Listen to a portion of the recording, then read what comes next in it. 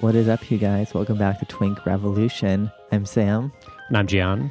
And we're in Mexico. Kind of. Yeah, we are. Yeah, we're recording live. We're coming to you live from Mexico. Yeah, we're in Mexico for the next week, Tuesday. So today it's going to be released. So yeah, it's not live at all. Sorry, that was a lie. I'm lying. I'm lying through the recorded medium. It's alive in spirit. It's true. I'm telling the truth in spirit, which is to say, we're recording this in the spirit of having an episode while we are not in the good old US of A. Imagine us like on the beach in Mexico, but we're actually like in like a overpriced apartment in San Francisco. Also, this is going out on Tuesday following Bernie's amazing victory in the Nevada caucus. Yeah, he's gonna fucking own. Yeah, no, he has. It has happened already. Yeah. We're so excited. We're very happy, and we will not be having to retract anything about the things we're saying right now come Tuesday. We're psychic. It's completely true. No, it has happened, and we're very happy about it. But we're doing a Q&A episode. So like a week or two ago, we asked y'all for your questions, and we're going to answer them because we have nothing else to do when we're gone. Yeah, for the record, when we need to not do a topical episode, we do a Q&A because it's a very good like filler episode where it's sort of timeless. Yeah, you guys delivered. Yeah, thank you so much for all the questions. Anybody who interrogated us. What do you got for us, Sam? Yeah, so the first question is from a guy named Chris, and he said, "Were you disappointed that hashtag dicks out for Bernie never happened?" No, we're straight. Who says it didn't happen? Yeah. I saw it. Did so it? If you weren't, it might have been under the hashtag, but definitely there were Bernie shirts and erect penises on display. Fuck, I missed it. Were they hot though? Yeah. No, it was good. It was good content. Oh, I'm always worried it's like not the ones I want to see. No, there was people were doing the effort and like, hashtag all dicks are beautiful, but like this was also like penises I was pretty happy to have a look at on display for Bernard Sanders, but they weren't tagging it under hashtag dicks out for Bernie. Oh. Which I think is a little sad. So it never actually happened. It just kind of happened. It happened. It happened. It just wasn't tagged correctly for your Twitter search engine to find it. Fuck.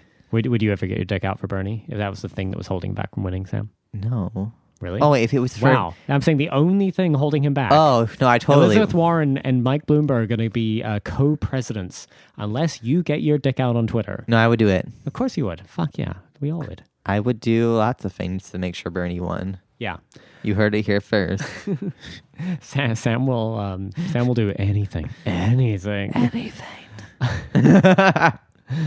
Wow. Well, yeah. So anyway, just dig a little harder. My suggestion, if what you wanted was gay dick out Bernie content, it exists on Twitter. Let's be real. Look a little harder. It's still happening. Hell yeah. You don't need a reason to like whip your dick out for Bernie. No, and if you don't follow us on Twitter and don't interact with us on Twitter, then you're kind of like you're missing the kind of the locus of where you might find it. As in, like, it's not going to be us, but it would be some of our followers are definitely willing to get their dicks out for your amusement. Yeah. Okay, so the next question is from a guy named Dylan. Hi, Dylan. And they're asking, why are you stealing the intellectual property of women, a.k.a. Anna and Dasha from Red Scare? Because we're intellectually lazy. Yeah. What do you want us to actually be creative and original? We're doing a leftist podcast in 2020. Holy shit. I mean, this is all a grift. Yeah, our only kind of like narrow niche is like we're like semi like not horrible looking gay men. Wow, that was a good hedge. Yeah. No, I mean, so the Q&A format did not originate with Red Scare, obviously. We're actually ripping off Amber Ali Frost and her Agony Aunt series. So, no, I mean, it's a good format because what you might not realize about doing a podcast, and we've been incredibly lucky and we're incredibly grateful that people have listened to this podcast, and there are people who actually occasionally, very occasionally, will turn up and say, hey, I liked this topic you did, or, I fucking hated that your opinion on this, or the feedback is actually nice, but most of the time we're shouting into the void. So turning it around and saying, hey, please ask us a question, and we will shout into the void at you is very pleasurable for us. And I suspect that Dasha and Anna, who we are big fans of and whomst we stan, they've sort of found the same thing, in that it makes it all feel a little bit less like shouting into the void. Yeah, come on the podcast, Dasha and Anna, and if you want it to happen as followers, let them know. Yeah, just go tweet at Dasha and Anna about 10 times a day and say, go on Twink Rev. We would really appreciate that if you did that. Yeah, we'll go to New York just for that. Oh, hell yeah. I mean, I would go to New York and just stalk them. I really do like them. I think they are underrated as thinkers of our time. Yeah. Okay, the next question is from Tony. Is Pete Buttigieg more of an asset or a liability? I think he's an asset because he's dividing the centrist vote between him and like Biden, and I think that gives an advantage to Bernie Sanders. And now that Bloomberg's in the race, I think it actually splits the vote more. All right, it's time for some game theory. Yeah. Path to victory for Bernard Sanders. But also, Pete Buttigieg is like dumb as shit, and I hope he loses. No, he's a smarty pants, and like I will credit him with, like, if you've ever been to a school of a certain sort of like a school that occupies a certain sort of social class, yeah, then you know this kid, like you know him. He's the one who's like doing that weird like rocking back and forth with his hand up thing, like I know, miss. And then, like, when says, like, you know, actually the answer is 12, and then the teacher goes, when was the answer? It was 12, and he goes, oh, yes! Under his breath, yes! Yeah, he's the one that you shove their head into the toilet in the bathroom when you see them in there. Well, I don't know. So New Zealand didn't quite have that style of bullying. Yeah, but like what happened to your country? You got Jacinda Ardern. Well, you got Pete Buttigieg, so... He didn't win. He's still in the running, and he's currently ahead in the delegate count, I'm told, by Pete Buttigieg surrogates. So Pete Buttigieg being in the race, like, there's a point that is made by gay men, and it goes like this. It's, isn't it amazing, or who would have thunk it, that there would be an openly gay man in the race for president, who's, you know, he's a contender. He's seriously in contention. And isn't that a good thing? Yeah. Is it a good thing, Sam? I think it's only a good thing as long as he's splitting the vote between candidates of similar political persuasions. But yeah, tactically speaking. Once he starts dropping out, then I think he's a large liability. Yeah, well, so the point being, this would have been a really interesting and brave stance 10 years ago. Yeah. As in, the problem is that the whole kind of holding your breath and going, gosh, well, yes, his politics are terrible, his record even worse. Yeah. And his personality is robotic and awful. And he's not even hot. Yeah, but they go, but how amazing that America is embracing an openly gay candidate. Yeah, he's been openly gay for 5 whole years. He's a baby gay. And Donald Trump's gayer than Pete Buttigieg. Buttigieg is still in his slut face. So the thing is, like, I do feel the need to actually sincerely engage with that point, because it's made sincerely by people who believe it. Yeah, if you're a centrist. Put it this way, it doesn't matter. It does not matter at all, because the people who made a lot of a big deal about sort of vulgar identity during the Obama years were always like, well, but is America ready for a black president? No. It turns out, yes, overwhelmingly by a fucking giant landslide, America was ready for a black president. The forces of reaction will come out, sure, but like ignore that part for now. Only to say that America is a much less homogenous and much less stupid place than you imagine. Americans are voters, like everyone else, which is to say they largely vote in their own self-interest and for a set of considerations that you might not understand very well. The sexuality of the candidate has not been a significant issue for a very long time. This kind of like plausibility politics of like, well, yes, but can you win the shithole states? Question has never been a question. It's only that what the Democrats do is they run shitty centrists, and the Republicans run increasingly reactionary candidates, and both of them are walking a knife edge of electability on the basis of nobody wants either of those things. Most don't vote. Yes, people don't want these things. So you're forcing people to pick between two very bad alternatives, And all these, these just terrible rubes in all these flyover states that you'd think don't matter, they're not dumb. They just don't care.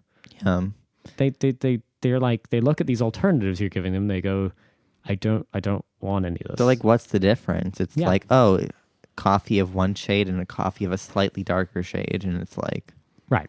So to the extent that Pete Buttigieg's sexuality was never really an issue, given the politics he's pushing. Oh, our leading candidates are a Jewish man and a gay man. Like, such a bigoted country, all these. Well, we don't know if Donald Trump is actually gay. That's an orange American. And, that's it, right? You have a 78-year-old Jewish socialist who's the most sort of favorably regarded politician in America. The reasons for that are not because he's a 78-year-old Jewish socialist. Yeah. It turns out that no one cares. People are a little more self-interested than that. It's only a kind of coastal liberal bullshit game who likes to play the like 12-dimensional chess game of like, well, I would vote for him because I'm incredibly socially progressive. Yeah. But I just don't know if the dumb fucks who live in trailer parks and who I want to die, I don't know if they would vote for him. Well, it's like, fuck off. It doesn't matter. It's easier for them to blame racism or like sexism versus like bad policy on these people who have no political voice in the media who can't refute the statements. Yeah. So to the extent that Pete Buttigieg is going to tank horribly in the next few days. Yeah. And these most cynical elements who have sort of tried to weaponize vulgar identity over and over again as a grift because they can speak knowledgeably about it. Warren. Yeah. Oh.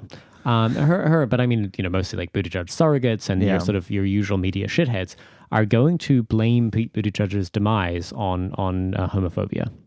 And they'll make certain intimations because he's going to do very bad in South Carolina. Yes. And what they're going to do is, in a sort of knowing, throat-clearing way, they're going to be like, well, South Carolina does have a high proportion of diverse voters. Yeah. Well, they'll say gleefully to mean South Carolina has a very high proportion of African Americans. Well, liberals hate sovereign white people.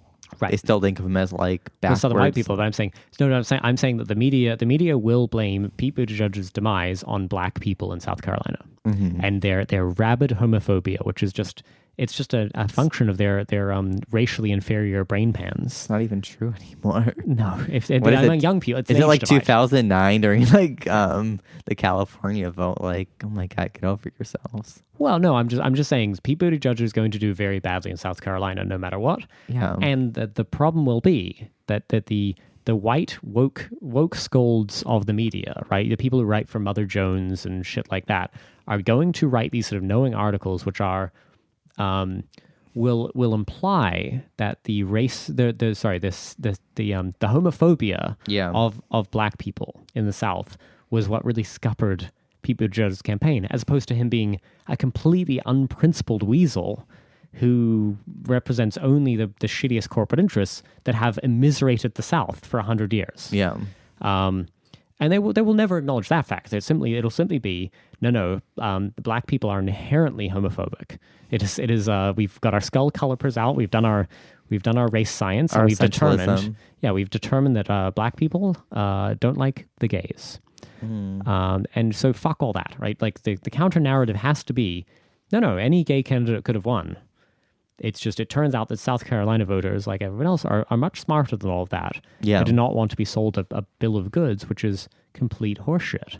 Yeah. So Pete Buttigieg is a liability to the extent that your,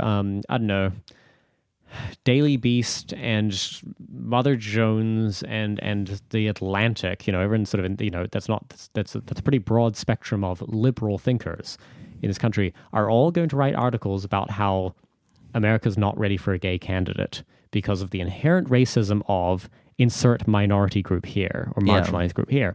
And it's not why he's going to lose. He's going to lose because his politics are terrible. Yeah. He's genuinely awful, pro-corporate, sort of apologists for the richest people in this country. There's a reason all the fucking Silicon Valley shithead billionaires love this guy. Yeah. And so he's a liability in that regard because he's going to create a blowback among liberals to say, well, black people are homophobic. Mm-hmm. Like, fuck off.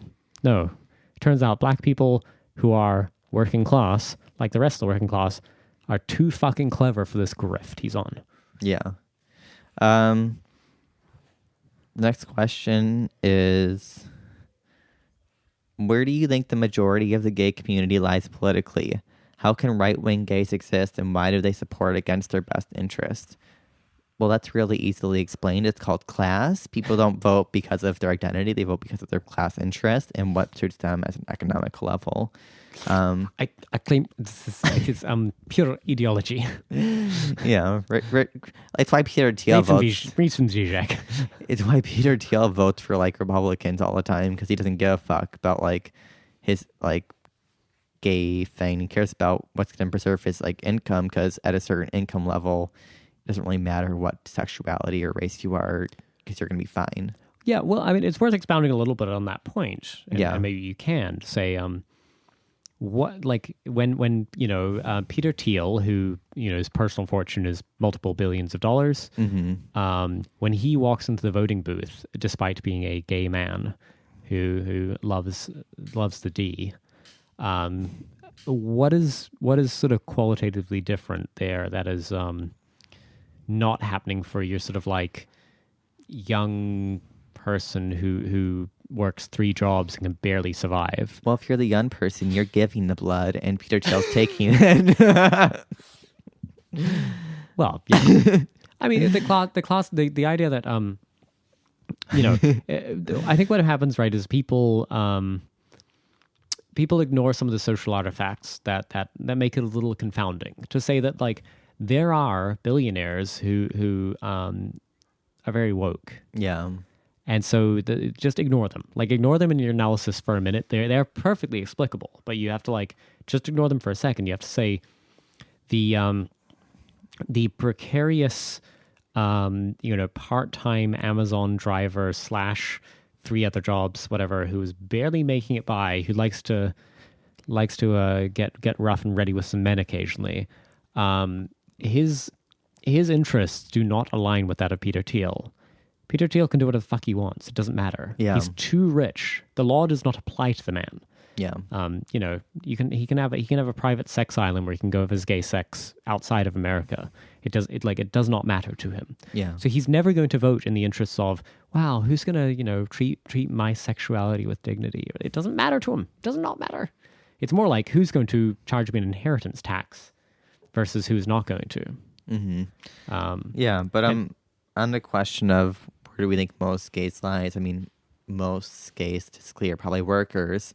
So, I mean, they're probably not leftist, but they're like a liberal left milieu. I mean, most Americans are just liberals, but like they're still going to vote for whoever's suiting their interests from maximal liberal standpoint of like, basic services. I mean, I would just say, yeah. I'm sorry, to answer the question directly, right? It would say gay Americans are distributed along the political spectrum to the degree that it exists.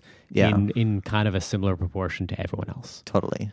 There are going to be right-wing gays. There are going to be hard left gays. There's going to be soft left gays. There's going to be semi-flaccid left gays. Everything. Bernie has the highest percentage of gay supporters of any candidate, like 40%. So yeah, no, there's kind of no overarching rule here, and we get to say this about these people, which we cannot say about others, so, as much as we might want to. Mm-hmm. Which is to say, it shows the absolutely sort of like vapid and vacuous nature of vulgar identity. Yeah, because to say I know you suck dicks, therefore I know something about your politics is moronic. It's also kind of like essentialist and completely essentialist. In many ways, it's kind of like, I don't want to use bigoted, but like subtly. It's the bigotry of low expectations. Totally, it's like it's like you're a black person. Why aren't you voting Democrats? Like, you just have no idea of like how the actual world works. It's like, right. No, you've reduced a person into a caricature. Yeah, and not even a good caricature. Right. So to say that that somebody sucks dicks means you know something about their politics is well, I mean, like, for one, fuck you. Because you're engaging in a kind of sliding homophobia there, right? It's like a creeping homophobia, perhaps.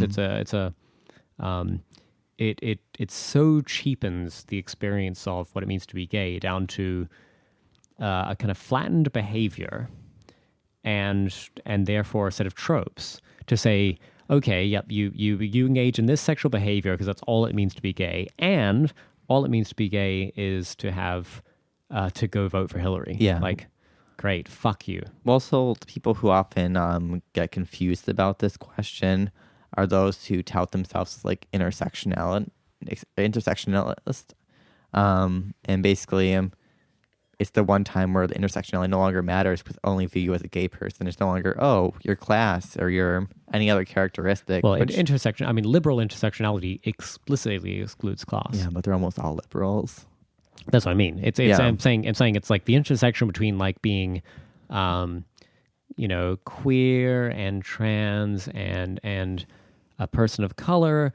All those intersecting oppressions matter, but the one that really matters, what is it? Because you could be all those things, and you can be incredibly fucking right wing. Because the one that is actually predictive is class. Yes, totally. Put it this way: if you are a very, very rich, disabled Latinx trans person, I have a better idea of what your politics are than simply knowing not whether you are rich or poor. Yeah. Do you work for your income or not? Caitlyn Jenner's politics, right? Right wing. Incredibly right wing. Yeah. And people who think people who are confused about this are literally just doing a kind of vulgar identitarianism, which tells you is not instructive at all. Whereas if you actually ignored all the identity signifiers there, you say, I don't know this person's gender. Mm-hmm. I don't know if they're trans or cis. I don't know if they're black or white. Like, I don't know anything about them. You just tell me if Caitlyn Jenner is works for a living or not. Does this person struggle to pay rent? Yes. Yeah. Well, I mean, like that is yeah. I mean, it turns out if you can tell me that one fact, I can tell you a lot more about their politics. Yeah.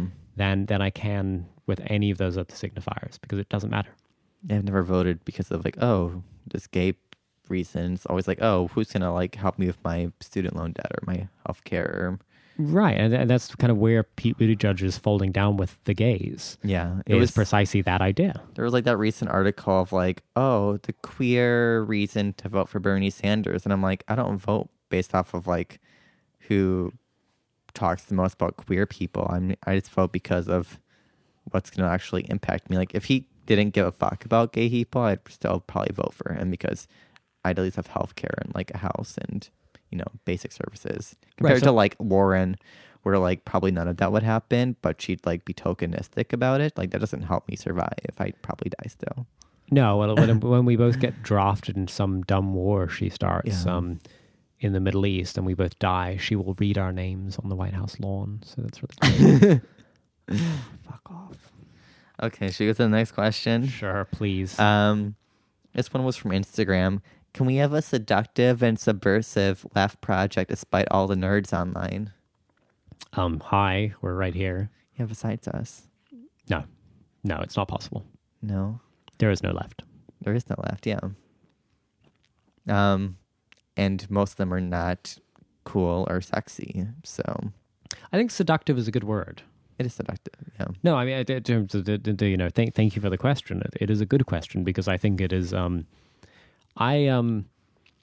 there's a few things I would never do without in this world. Mm-hmm. And people, when people start like to pose a sort of a grim future and start being like, well, oh, you're a Marxist, so you want Stalinism. Do you want to live in breadlines? I'm like, look, I don't care to speculate in some sense, right? But there are a couple of things I would not live without. Yeah. One of them is irony. Yeah. I honestly, and I don't mean irony in sort of an irony bro way. I mean that like, it turns out that human existence is ridiculous. Mm-hmm. And to not be able to actually revel in what makes human existence ridiculous would just mean my life was joyless. Yeah. And one of the reasons I get into trouble online is that I revel in the ironic. The contradictions of life are they bring me a lot of joy. The other one is seduction. Yeah. To be seduced by anything, by an idea, by a person, by anything. And like, what is it that the joyless fucks who have like weird anime avatars on all sides of the political spectrum, what is it they want to bleed out of the world? Seduction. One is seduction, the other one is fucking irony. Yeah. These are people of my natural enemy. I fucking hate them. Yeah. I hate them so much because all they do, right? They are joyless fucks who all they want to do is bleed out of the world all the things that I think are beautiful. Mm-hmm. Fuck them. So can it happen, Sam? I think it's getting better. I mean, there's more people who actually seem to have a decent idea of like political economy from the left perspective, who are kind of grasping at like seductiveness and like cool factor that is not really been around for a while. I mean, Red Scare has been good at it.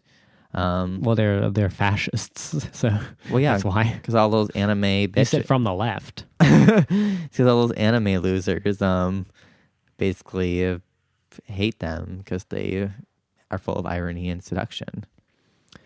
I feel like it goes a little deeper, and I mean that in the sort of way of Most of them are not Marxist. I mean, no, they're absolutely not Marxists for sure. I mean, they're not socialists for one, and then the anime character is not Red Scare. Yeah, Red Scare are socialists. I mean, like whatever. And the thing is, socialism is a term that has a very specific meaning. Yeah, and I'm not going to define it because honestly, like, if you, it's kind of the greatest way to signal whether you are part of perhaps a left that could be seductive and not fucking nerdy. Yeah, is do you have a working definition of that excludes sincere leftists who have been around a lot longer than you or not? Like, I don't know. And if you do, then you're probably a fucking asshole. You're probably liberal. You're probably doing rad liberty. But I don't know. So the nerd thing actually doesn't bother me. I genuinely think that we need nerd. Like, to be a leftist is to be a fucking nerd. And Marx and Engels themselves, fucking nerds. Vladimir Lenin, nerd. Giant fucking nerd. He was a poster. And that rules. Like, that's actually something that's one of the things we can love about this guy is he was a fucking poster. And he never logged off, even once. I think, though, in a certain way, a level of like aesthetic matters in appealing to a larger audience. And I mean, I think even though like the Bernie campaign's not fully like, there's a lot of like libs and stuff, at least they offer like kind of much cooler aesthetic that draws people in. Like they're not just like Nancy Pelosi where they look like shit and have no personality. Like it's true. It is imbued with some a little bit of spunk and you know some pizzazz. Yeah. The fact that like and there's an illustrative example was 2016 the primary or 2015 whatever where the bird landed on Bernie's podium. Mm-hmm. The fact that they kind of like memed that a little bit, but not too fucking hard, was a good example of saying like, yes, we built a campaign that is kind of self-aware. Mm-hmm. And this is getting back to the irony factor. Like it turns out that like the Warren campaign's propensity for just producing merchandise anytime she produces like a coherent utterance, like billionaire tears. And yet she persisted, like, and it's fucking, 2 minutes later, the fucking swag store on the Warren campaign website has some stupid fucking t-shirt for this bullshit. It's cringe. Yeah. And I do, it really is cringe. And whereas the Bernie campaign, right, they never, to my knowledge, they never made a fucking bird shirt. But they did post some memes, and that was good. I'm like, good on you. See, you're sort of understanding, like, this was a sublimely absurd moment that was memorable and kind of fun, but we're not going to assign it a sort of metaphysical significance. We're simply going to say, "Oh, how absurd!" And isn't that cool? Yeah. I think so. I would like to see more of that in my leftism and less of the billionaire tears fucking mugs and t-shirts. Yeah, I don't really care if you come off across as cool or nerdy, but too often the nerdy gets too tied up into like theory where it's no longer useful in like a modern context, and you kind of just hate everything and want to wreck everything, and then I have an issue with that. Well, I take exception with that point, only because Well, they're not cool. No, well, put it this way. I am, I'm not perfectly well read. Yeah. I'm very well read theoretically. Yeah. I come on this podcast and I do dick jokes. Yeah. Yeah, well, like why? Because it turns out there's a time and a place for theory to inform the things you say and the way you engage with the world and the way you think about the world. That's cool. That time is inside your head. Yeah, but I mean, they're ones who are kind of like, oh, I read Lenin once in college, and Bernie's to my right, and I'm not going to vote for him. That's what I mean. Sorry, that's what I mean. Yeah, no, I know. I'm agreeing with you, and to the extent that saying that the time to sort of do the whole like, wait, I read this really interesting theoretical tract. And to kind of reference that is inside your head. That's your inner monologue. It's very useful to say, here's an unfamiliar situation. How should I analyze it? And you can go, wow, I kind of, I think I sort of recognize this as an instance of this phenomenon, or maybe, this framework I can kind of think about it. The problem is, if you're actually just completely not conversant with theory, what you do is you recite it. Yeah. You recite it for the benefit of others to understand what a smart motherfucker you are, and fuck off, because it's boring. It's boring and it's alienating to everyone else. Also, a lot of people probably would come across as cool if they weren't like every other tweet. It's like, look at these fucking white people, and it's like, oh, why don't we have a mass movement of workers? Because it's because of you people. So they don't want a mass movement. So of workers. It's both sides. Like I know but book club shit is cool inside a certain frame. That implies they actually read the books. Yeah, it's true. They read half of the Communist Manifesto. No, and I don't even mean that, because the problem is there are more sincere Marxists today. Yeah. In Vietnam, who are probably illiterate. Yeah. Than there are in the fucking Verso loft and the fucking the halls of creeping liberalism in the coasts of the U.S. They're just all fascist. No, but it's like, it turns out you don't have to read a lot of fucking books to be a sincere Marxist or a sincere socialist or sincere communist. Nor do you have to, as it turns out, recite fucking theory from memory. It turns out all you're doing is catechism at that point. You've invented a religion. Like I've never read Capital, and I get Marxism. Very few have. I have read half of Capital. I've read volume 1 and about half of 2, and a Reader's Digest summary of 3, and honestly, it's incredibly dry Marxian economics, and I'm like, that's cool. I'm not going to make any strong claims about the specifics of how the labor market is priced. Yeah. Because it turns out there's some really deep shit in there that I did not read. Well, no, it's so funny. Like I told you this last week. I was talking to my mom, who's does not pay attention to politics very well, and is a worker. She doesn't do anything extravagant. She works in a phone call sales thing, and she was talking about the whole Russia impeachment proceedings. She was like, this whole thing was a sham. And I'm like, how do you get this? But all these people who have extremely college educated libs in San Francisco don't get this shit. It's almost as if they have a vested material interest in it being. Yeah. Well, I'm not saying whether not being true, in it being believed. Yeah, but right, because your grift can continue if that was true. Regular workers get that the rich people are fucking us over more than the libs who aspire to be those rich fuckers. Yeah, I mean, you don't need to read a book to get that basic concept. It's not complicated.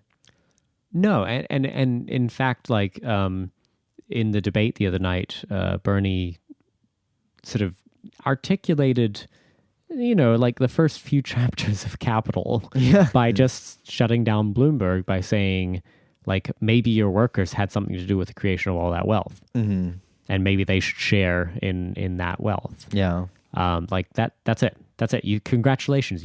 Theory now. So the to me, the people who use having read some books and not maybe ever internalize them as a gatekeeping mechanism to be well, me and my anime avatar and my actually the DPRK is the truest democracy. That shit's whatever. It's book just, club shit. It is. It is book club shit, and it's not. It's not a seductive left, right? Because the problem is it literally turns off anybody who's not already in there. Yeah. If you're already in there, then you're in some sort of weird arms race to be like, what is the most absurd position I can occupy with no sense of irony? But getting back to seduction and irony, Yeah. right? The whole idea, right, is you have to be able to say something like, well, yes, but the DPRK are actually very revisionist, and I think Pol Pot was actually the best democratic example. Well, it's a great example of like us versus like these people. Like our logo is Nicolae Ceausescu, who is like the like socialist, like Russian or sorry, not Romanian dictator. Yeah, who not a very nice man. For the not a record. nice man. But like regardless of that, like we don't. We're doing irony. We're doing irony about it, and these people will actually like post it and be completely serious, and there's no humor, and be like, they were actually the best person ever, and it's like, wow, how is that appealing to anyone? Like, it's not appealing to me. Yeah, I mean, it is the same gormless shit as the person who will look you dead in the eye and say, America is the greatest country that has ever existed. Yeah. And you're like, oh, you can just say that. You're not laughing. Okay, you're not laughing. Okay, well, this is awkward now. And in the same way, actually, it turns out if you say, America is the most evil country that has ever existed, you're saying the same thing. You're making the same claim because it is lacking. It's essentialist. There's no nuance. Yeah, well, it's not even lacking nuance. It's just lacking an appreciation of the fact that like it is absurd to take a giant, long historical narrative and to reduce it to a catchphrase and to say it without any sense of irony, like not even a hint of irony, right? No, to say it without any recognition of the fact that what you were saying is ridiculous.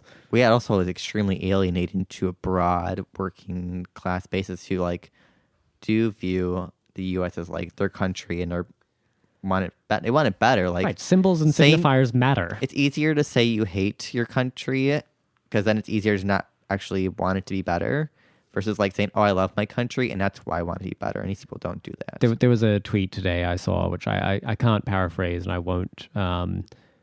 Well, I know. It was something to the effect of like, how do you deal with the grief of being a leftist? And somebody very sincerely replied like, yeah, so-and-so had an article about how to deal with the trauma of realizing that America is actually an evil country. What the fuck does that even mean? It means you're a fucking moron and you're in a book club. Like you are only speaking to some guileless motherfuckers. Yeah. Anyway, sorry. I went off on that one. But it's just these are all that like it is all that matters to me in this world. Mm-hmm. I read all the fucking books, but I would never ever like give up irony. Yeah. It matters way more to me. Yeah, I agree. Our next question is from Jesus. What do you all do to step back from the daily chaos and release your anxiety? Do you want to go first? Masturbation. No, it is. I mean, it's kind of continuing the point. I've overworked it for sure. To say that to be able to appreciate the ridiculousness of all of this, and I don't mean all of this is in all of politics. I mean all of existence. Yeah, it is an absurd losing battle we find ourselves born into. We are born to die, and we live these bizarre alienated existences, and it's just all absurd.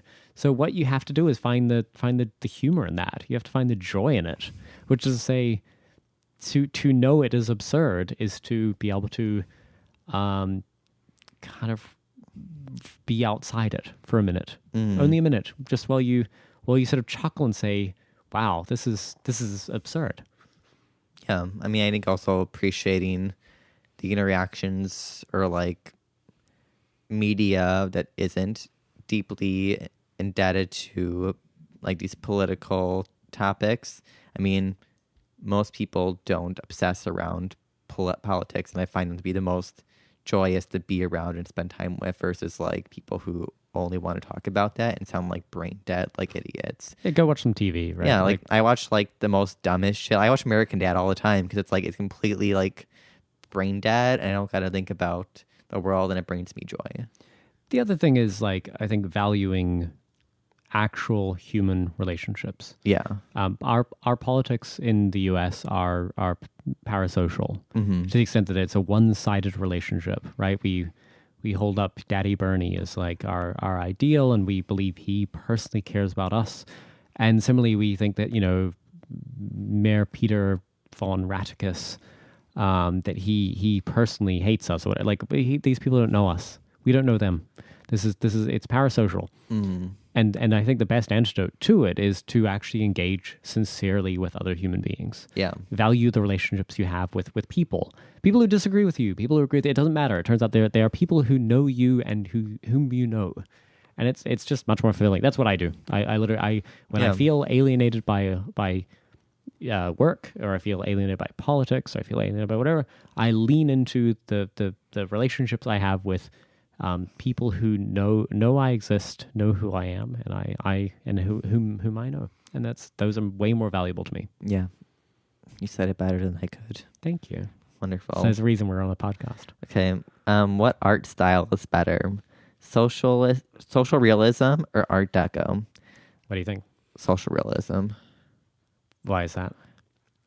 I just think the aesthetic is better. I mean, it's like the aesthetic of, I don't know, I just like it. It's very like, I don't know how to explain it. Sorry, was it architectural style or just art style in general? Okay.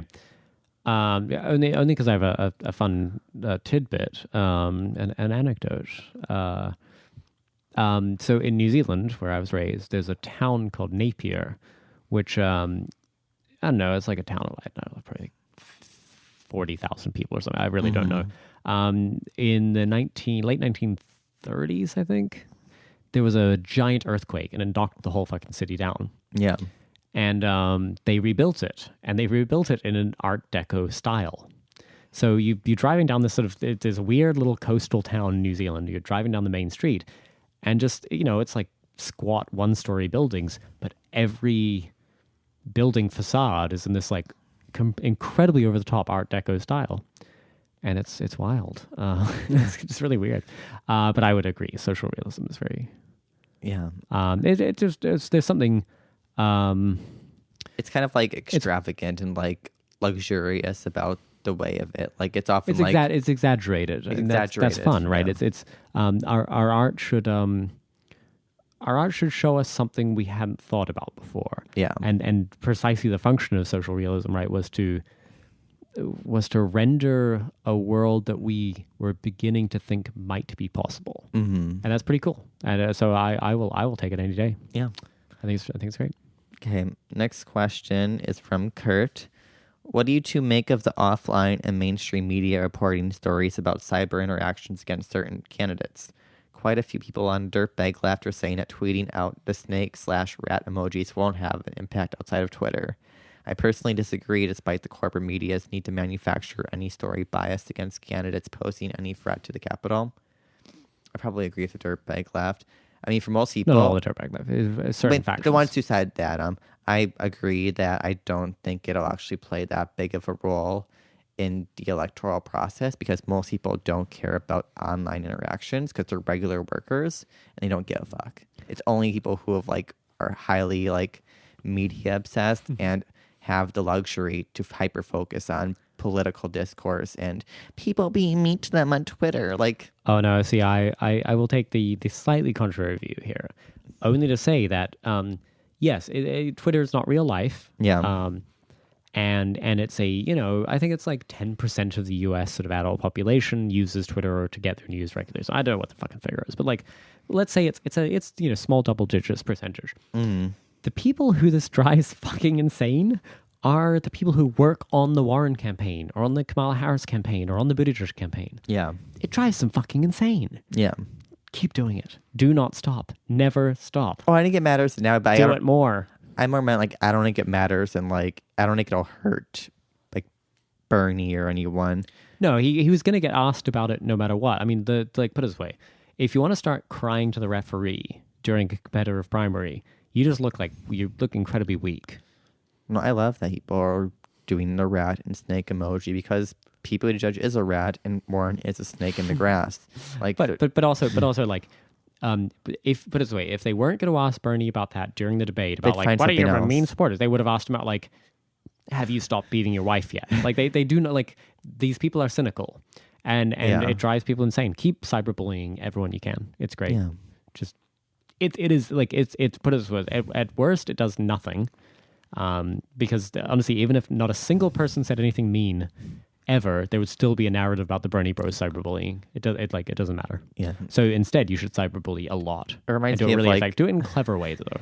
it reminds me of the like post I shared with you earlier about like, oh, this is because of your fragile wasp views, and it's like the ones who get upset are the ones who have like these waspy views of like everyone is like being peaceful and courteous versus like working class rhetoric where it's like you're a fucking bitch and I love you, and it's like, oh, like people in the working class are used to like being dicks to each other because they still have a sense of irony and humor and like being harsh. They have to do something to get through. Yeah, it was Sadie Doyle, famed insane liberal, like just actually fucking insane liberal, doing her whole like, wow, your privilege is showing when you can have positive associations with an old angry man shouting, to refer to, I don't know, to refute some point about Bernie people saying like he shouts for us or something. She's like, well, that's actually just your privilege. Her sex life's gotta be so boring. Does she not have her man like shout at her aggressively while he's angrily fucking her? No, I don't think she's known the warm embrace of a man for a while. What about a woman? Definitely not. women are, I think, not going to put up with that. No, they have better standards. Yeah. Respect lesbians. Is that all you have for that question? Yes. Cool. Our next one is posting praxis? No. That's praxis. No, posting's just a way to distribute your anxieties to the world. It doesn't actually materially change anything. You have to do that in person. It's a form of entertainment, and it's a form of catharsis. Yeah, but both of which are useful. It's not praxis. Yeah. You are well. Actually, sorry. I'm gonna backtrack a little bit. Okay. Only to say that to my earlier point, right? To say if you know a lot of theory, Mm-hmm. if your posting is just quoting theory at people, well, clearly you're not doing praxis. You're doing theoretical masturbation. Yeah. Which maybe goes back to the question about how do you detach from the horrors of politics. But like, if part of what you're doing is actually engaging sincerely with people where they are and informed by whatever it is you know, right? And you know through your lived experience as a voice centered as a body in spaces, or through your extensive reading of obscure Marxist texts. Mm-hmm. If part of what you're doing is sort of rubbing up against other people in this medium and meeting where they are and talking to them sort of and sincerely engaging with their ideas and then helping to shape those ideas or refine those ideas, that might actually be praxis. Yeah. I mean, I'm not a big fan of like discourse wars because the discourse is not really important. It's not where the work is done. But to the extent that we are, the world we find ourselves in is one actually where there are a lot of liberals with deeply, deeply ingrained liberal ideas masquerading as leftists. Mm-hmm. Maybe some of the work of a sincere leftist is to kind of help the liberals figure out what it means to be an actual sincere leftist. Yeah. To be a socialist, right? For example. I guess I'll kind of backtrack, a little bit. Because I do think, in a way, social media allows people to access tools that can actually help them advance arguments to the points that actually matter, which are human interaction. Because I don't think posting itself is a convincing tool for changing political views or even like waking the working class.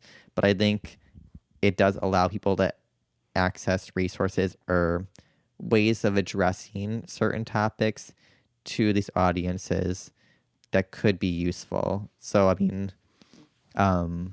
like even I think things where it's not posting, but like it's online, like interviews or things that have a more humanistic element, it's harder to have a hostile view just outright or have a bad faith of intent of what they're saying. And I think that's more, or at least to me, it's more convincing and like changing a view on something, or at least reconsidering a take versus just like reading a post. Right. I mean, I'm not a Gramscian in the sense that like I don't have a particularly high regard for projects that are fundamentally cultural. Yeah. As in transforming culture to me doesn't really result in doing any work. Mm-hmm. But the problem is like if our social relations are so sort of stained by liberalism, then clearly we have to do something about that in order to sort of reform. In order to reform our relationship to capital, we clearly have to start to do something about our social relations, which we use to sort of obfuscate or obscure our relations to capital. Yeah. So if you have people who are of the working class, but have a certain sort of false consciousness, then like maybe you really maybe it is actually useful if you are simply talking to the person sitting next to you, which posting fundamentally is kind of that, right? Then like maybe that's actually maybe that's the best you can do right now, and maybe that's actually important. Convincing someone to vote for Bernie, whether it's like somebody who's skeptical because they're like, well, actually, I'm an anarchist and I'm to the left of Bernie. Yeah. Or whether it's someone who's like, well, I'm a very sincere liberal and I'm very concerned about immigrants and women's rights, but I just don't know if he seems too old. Like in some sense, right? Like there's a political project in front of you. And so if the project is get that person to go vote for Bernie in either direction, that's motherfucking praxis. Yeah. Right? You are building actual working class power through engaging with a political movement that is sort of alive and actually existing. So basically it's praxis if you get someone actually to engage with it in a like material sense. Like yeah, if you're not just generating more discourse, yeah. then like if the whole idea is just like that your posting leads to more posting, yeah, you're not doing anything. You're doing catharsis and entertainment, which is fine because you're allowed to do that for your own enjoyment. That's do what that my for Twitter pleasure. is. Mine too. No, exactly. I mean, that's the thing is that the idea is like that can just be a thing you do for pleasure, and that's fine. You're allowed to seek pleasure in this world. Yeah. You're allowed to simply enjoy your life. However, if your concern is how do I do serious praxis, well then use those tools to go meet people where they are, talk to them about their ideas and their sincere concerns, and figure out how do you get them to behave differently in the world. Well, I think a lot of people think that our posting, or at least from my take, is that people think we're posting as if it's a form of praxis, and I don't take it. Shit posters. I'm irony poison. I don't. Yeah. I view my thing as like my venting system versus like complaining to my friends who don't it's care. It's cheaper than therapy.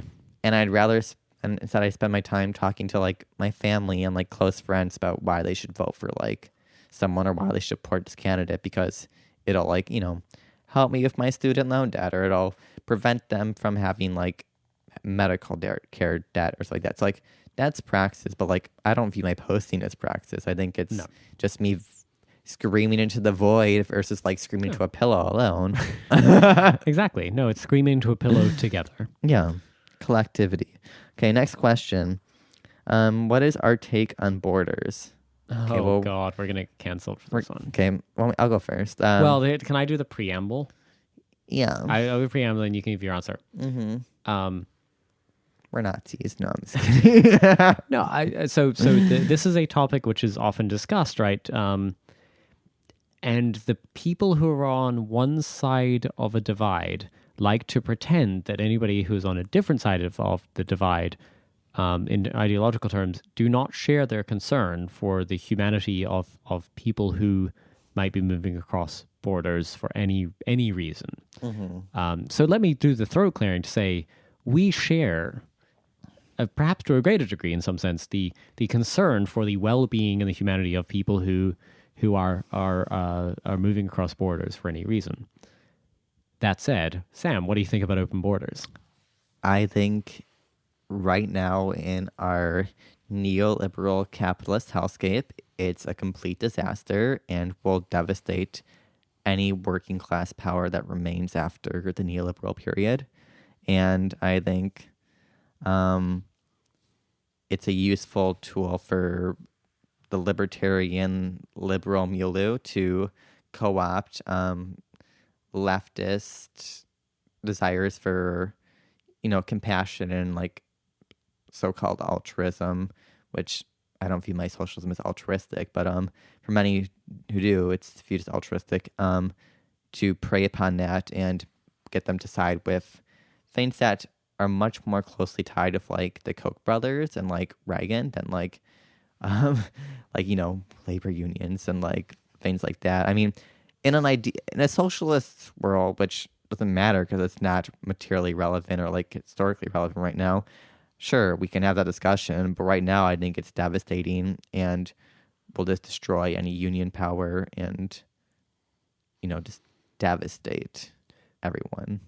Yeah, so I agree with all that. I mean, I would say, to me, something like open borders should be a consequence of a radical shift in the distribution of power between workers and employers. As in, there's some point at which, right, there is, like the workers hold enough sway, enough power to say, actually, it's, like there's additional productivity gains, and we will accrue the benefits of those productivity gains by having more labor, and therefore, yeah, like great, we can make it much easier for people to move across borders because it does not result in a simple supply demand curve equation on labor. Yeah, and this is the thing is like, I do not understand people who claim to be socialists, or particularly those who claim to be Marxists. And like, so, I'm just doing this, like, now I've got a trope here, but simply like, growing up in New Zealand, which is not a big economy. At some point in my, I don't want to say like early teenage years, maybe, I don't quite remember, struck a particular free trade deal with China for the importation of certain commodities. And shit like, TVs, suddenly overnight, were so much cheaper. They went from, I can't remember what a TV, a smallish TV in New Zealand cost, like $300-400 or something, New Zealand dollars or whatever. And then like overnight, they're like $100. Yeah. Okay. This is how commodities work in supply and demand. Like this is not like, there's no mystification required here. This is just simply like, if there are way more of the commodity than the demand for the commodity, then the price goes down. This is how market logic of pricing works. And if you don't think labor is traded as a commodity, then you have not understood the fundamentals of basically the left project. And that includes like social democrats, and that includes sincere socialists, and would include, anarcho-syndicalists, right? The only sort of theoretical principle all these people agree on is that labor functions like a commodity. Yeah. The amount of labor in the market is traded like a commodity by the capitalists. So if your project is to say, no, there's something magical about labor, then it's like, cool, you have no economic foundation on which to sort of contradict the labor of markets or capitalism. Yeah. So if you believe somehow that you can change dramatically overnight the supply of labor in a market and have that have no effect on the price of labor, then go fuck yourself. You're not serious. Yeah, and I think a lot of people think when you say, oh, I'm against open borders, they think you're compliant with like the current order of like, like camps on like the border and like ICE raiding everyone and like child separation. Like, no, I don't support any of that because it's hideous. It's bad. I don't think immigration policy should be targeted towards workers. I think it should be targeted towards those who have the capitalist interest. And also, like, I think the open borders rhetoric in many ways is reactionary because it's actually a consequence of foreign policy and trade deals between the U.S. and Europe and other regions of the world, which often forces populations who otherwise would not want to leave. No one wants to leave their home countries or their towns. They do it out of consequences of foreign interventions or trade policy that devastate their economy, like we see in like Latin America, the Middle East, Africa. I think those are the areas where we should focus policy, and I think we should stop, creating policies that draw out or create brain drain from countries. Like there's more doctors from Ethiopia and Illinois than there is in all of Ethiopia. Yeah. And they're actually, like, that makes no sense. Yeah. Ethiopia needs the doctors. Like, we don't need them. We have the resources to educate our population. We'd rather just steal them from the global south instead of educating our own population. Like, well, and so, I mean, there's two more points I think one needs to make. One is that clearly, to the extent that borders exist, they should be humane. yeah. Right? They shouldn't be cruel, and they shouldn't be institutions of manufacturing human misery, which they are, and we hate that. Yeah. Like, that's bad. We don't want any of that. However, the nation states framework we find ourselves in, right, is the actual power structure we have to contend with. And there's a trick that is sort of used by a rhetorical trick used by those on sort of both the kind of libertarian right and on the kind of ultra left. And it is to simply skip over mentally the existence of nation states and the fact that this is a structuring institution for power, both sort of political and economical, and a bunch of sort of social institutions and a shit ton of stuff we have to deal with. And whether you think the stuff is good or not is not the discussion we're having. It's simply, we must contend with it. If we want to reform it in any way, and if we want to reform, say, the labor relation, then we have to engage fully with the fact that the nation state exists.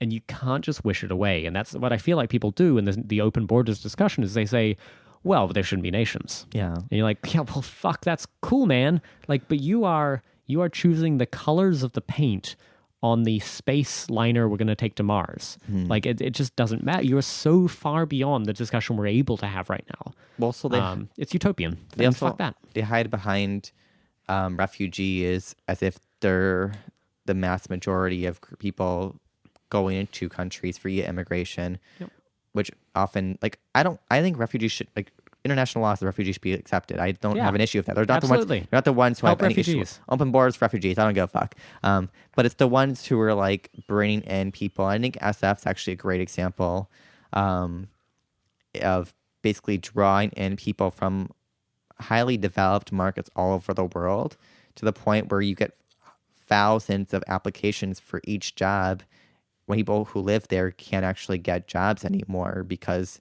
there's such a hyper competitive nature, and these programs via the state government don't care about, like, serving the jobs for people who already live in those countries. Right. You're keep in mind the structure you find yourself, you awake in a field. Yeah. And you find yourself in a structure whereby your ability to sell your labor in the open market, it determines your ability to eat and to live and to clothe yourself and to access healthcare and things like that.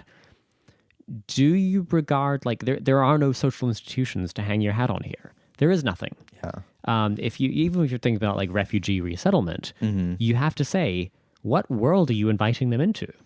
Yeah. Like, what help are you able to offer? The whole premise of a refugee status, right, is like that people are in danger, imperiled, and you try to offer them a better situation because out of genuine humanitarian concern for them, which I share, you say, we can offer you a better life because nobody should be subjected to those horrors. The problem is you drop them in the middle of San Francisco, you are subjecting them to horrors. Yeah. They end up on the street. Like, it's not like they, like, there is nothing. There's no social institutions to help these people. And my last point is, I think it's kind of, they're basically the same thing, but so often you see people on the left being like, oh, these people shipping their jobs over to China or, like, wherever is really bad. But how is it any different when you just basically pipeline all people over to your country and make them work the same place? It's no different. Like, you're not actually helping anyone. You're insourcing rather than outsourcing. It's like there's just a fundamental sort of Marxian point about labor markets to make there. Yeah. And that is a good and profound point you made, which is to say, labor and capital need each other. Mm-hmm. And the idea that you sort of just, like, create this pipeline of, like, well, there's an inefficiency in the labor market somewhere, and so capital should be able to exploit it wherever it is. Yeah. Whether it's here, whether it's there, and whatever. We just move people around as sort of just these atomic units of labor. The idea that you are connected to a community, to a place, to a culture, fuck all that. That's just, that's trad conservative bullshit. And the idea that no, we just pick people up from anywhere in the world and we move them to anywhere else in the world where there is essentially a labor shortage. Yeah. To bring the price of labor down. Wonderful. Isn't that a fucking glorious world? And the problem is there are people who claim to be leftists cheerleading this effort under capitalism. Yeah. Keep in mind, not under capitalism. This is a totally different discussion, but you're talking about open borders under capitalism in the world of nation states, complete, employer-determined labor markets, and no social institutions or structures or programs to help anybody. Yeah, and fuck all of this. I used to be part of like the open borders advocates, and then I kind of changed once I like entered an international job market and was like, oh, it fucking sucked, and I was struggling because they could just pipe in anyone from anywhere. I'm like, what do I do? Like, I'm gonna become homeless. I'm like, I don't. Well, and part of part of the sort of chauvinistic advantage given to you as a legal, worker, a documented worker, is merely that some employers don't want to go through the hassle of hiring foreign labor.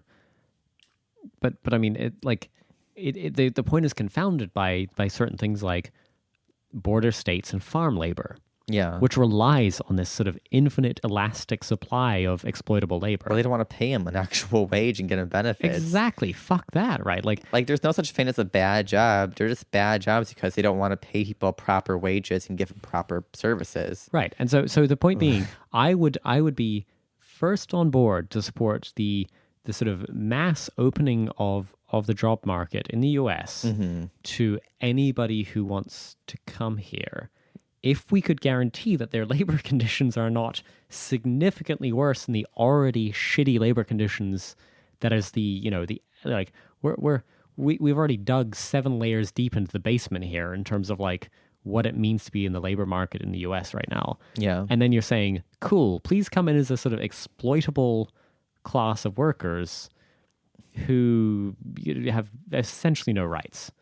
And like, great, well, should we let's do that. And it is us, the left, advocating for labor to come and be exploited at any price, under any conditions, unsafe, hideous labor conditions. And I'm sorry, but you're going to keep seeing left parties lose using this rhetoric until you recognize that just flooding in labor into capitalist markets is not popular. Like when you're like, it's easy to say like I just moved from like New Zealand, which is an island far from anyone.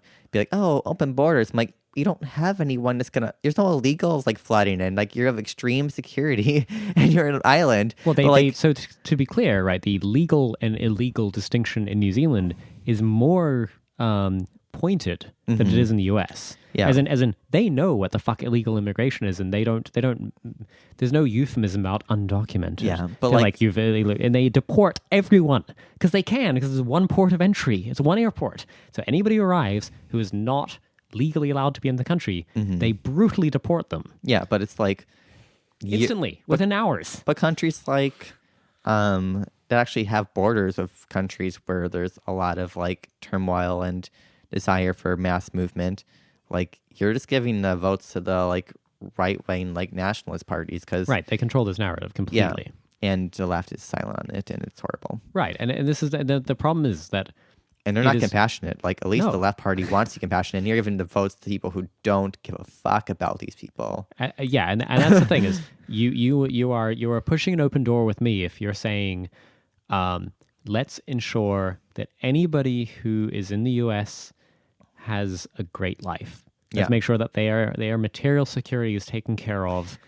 And I don't care if they're a citizen. I don't care how they got there. Right? It's like this is not the fight I want to have.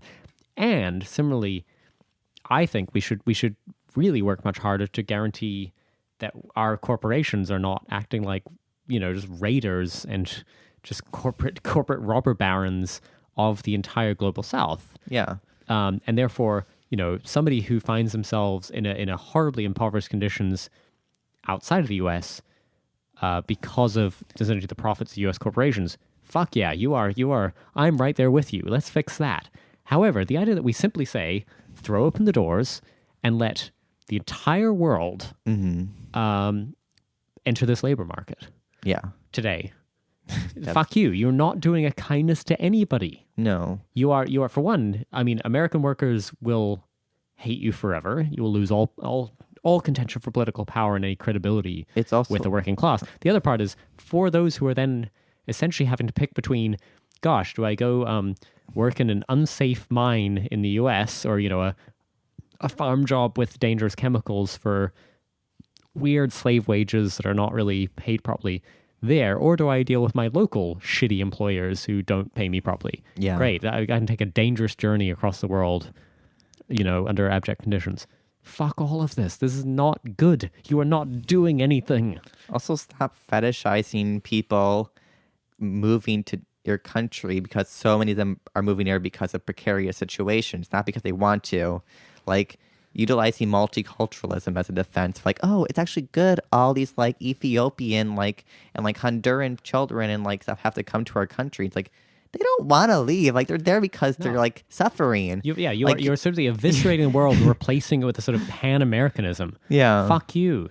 Like the idea is like, if people want to immigrate for interesting reasons of cultural exchange, that's fine. One thing. Most people don't have that luxury. Yeah. This is your stupid fucking like, went to Harvard, now I'm taking a gap year to like live in Ethiopia and find myself. Like, fuck you. Fuck you and your bullshit. This is not how most people are able to engage with the world. Yeah. They're in a fight for survival and barely trying to eke out an existence. And all you are doing is basically adding the full mercenary might of American corporate fucking capitalism with to the entire world. You were trying to extend that border across, like, capital moves freely across borders today, and all you're trying to say is, cool, labor can too, so it's even cheaper for capital to optimize the cost of labor. Yay. Fuck off. I mean, you're signing up for like right-wing libertarian think tanks. Like, what do you think? Mark Zuckerberg. Yeah. Reagan literally did amnesty for tons of people. Like, what are you doing? You're signing up for right-wingers. Like, shut the fuck up. Next question. We only have two more. What would you two do / say if you were still both university students and Ben Shapiro was slated to speak on your campus? Nothing. I don't care. Nothing. Not a thing. I don't care. I would stay at home. I mean, in like, if I was feeling particularly like feisty, I might go make a quippy sign and go like shout, "Go fuck yourself, Ben Shapiro," at him. I would just plan my own event and make sure it's at the same time. And that's like hard work. I would do nothing. Well, I'm on campus. I don't know anything else to do. That's true. Bring a leftist speaker. Bring someone cool who's smarter and have it at the same time. And don't protest because that just helps them out, like get more fame and media attention. But instead, offer the student body an alternative. I would deface some Ben Shapiro signs in a creative way. Yeah, draw like little penises and draw like the penises mouth. on dicks on him. Draw a little mustache on him. Like, yeah. But don't hilarious. don't have like a Berkeley riot or anything like that. Doesn't help anyone. It's histrionic. Our last episode was just about this free speech issue. Yeah. And like, to be clear, like there's a separation there where we dug into, I think, a lot of the moral and tactical case for free speech. This one is purely on the tactical case. Yeah. Ben Shapiro, I think we mentioned him by name, is a fucking moron. His ideas are just completely feeble. Yeah. And so building him up into this giant, like the reason he has a media career is because by saying kind of just like mild shit, there's basically this like warmed over, regurgitated William F. Buckley columns from the Facts 70s. Don't care about your feelings. Yeah, no, it's like literally it's just regurgitated shit from the National Review. He has built an entire media career. Mm-hmm. Stop it. Don't give him any time. Yeah. Don't give him time of day. It doesn't matter. Like, this is not your fight. You should be asking yourself, like, does this affect the labor relation? Yeah. And if it doesn't, then it is not important. It is superstructure. You can ignore it. What you need to do is reform the labor relation first. Mm-hmm. Go help labor organize or something. Spend your time on something. No, exactly. Useful. Go do something else that will actually change the structure of the world you live in. Canvas or Bernie Sanders. You're on a college campus. Go like literally like dorm knock and just like, oh, vote for Bernie Sanders. And yeah, you can like, you can produce media that is just so much more compelling. I think like the ContraPoints example is actually a good one here, where ContraPoints in her earlier days, right, was largely spending a lot of time producing kind of well thought out rebuttals to these ideas, not shrieking at these people, simply saying, oh yeah, like I will sincerely engage with your ideas and then just deconstruct them. She has an enormous following, right? And the number of people who are like, well, I was sort of alt-righty and then I like watched some of these ContraPoints videos and now I'm like out canvassing for Bernie. Yeah. Like, you should just take that as an example, a very optimistic example of how much better you can do than just sort of shrieking cathartically at Ben Shapiro. It's like doing the, your I know, 90 seconds of hate. I don't know if you can last that long. 15 seconds of hate at Ben Shapiro is just catharsis. It makes you feel cool, like you're shouting at the bad guy. Ben Shapiro's not the bad guy. He's just a fucking moron. He's sort of a product of a very sick media culture, and like it's fine. You can refute him. Like you can rebut Ben Shapiro's entire existence and reason for existing. Yeah. With your own mind. You're in college. You're paying to be educated. Go use that fucking education and tell him why his ideas are bad. Tell everyone why his ideas are bad. Bring Twink Revolution to your campus. We will travel to your campus. Yeah. For free. You just let us know the time and place. You set up the speaker. You set up the microphone system. We'll be there. Let's cover travel costs. Okay, this is our last question. What are our thoughts on Tulsi? She's hot. She's like the hottest woman candidate of the bunch. Hot. Yeah. I don't know why she's still running. Yeah, I don't either.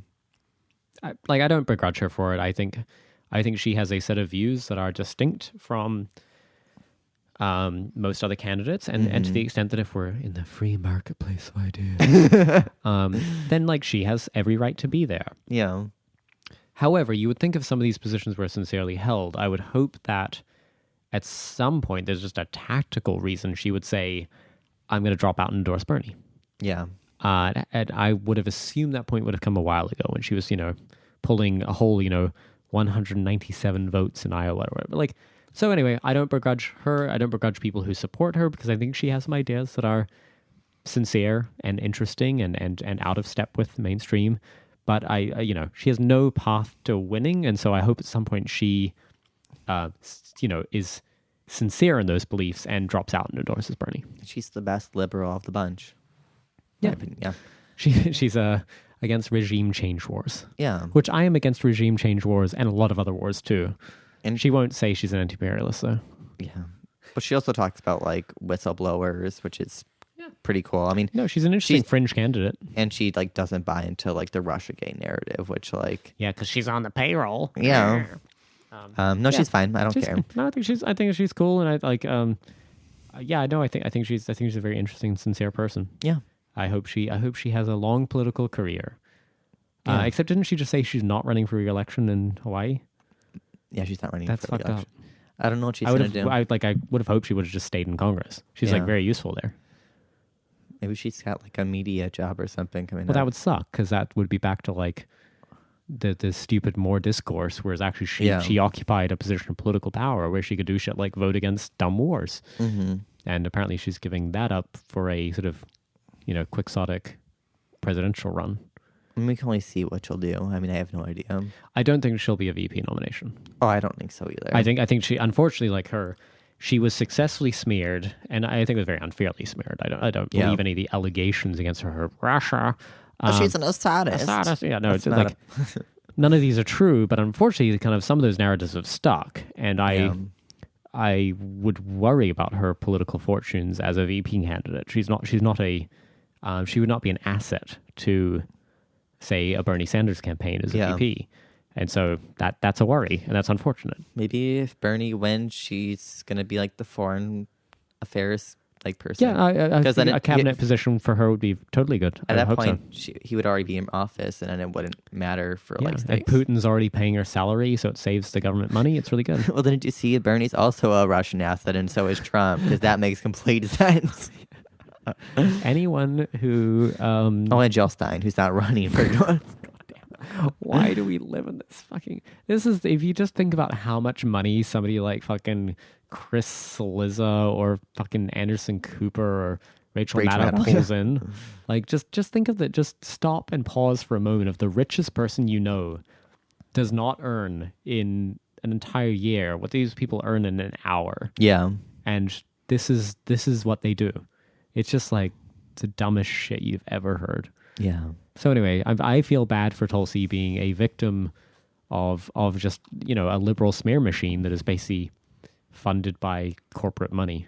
Also, she's a pretty cool vegan because she never talks about it. So That's true. No, she's a chill vegan. She's got that aloha spirit, which we like. I like Hawaii. Yeah. It's cool.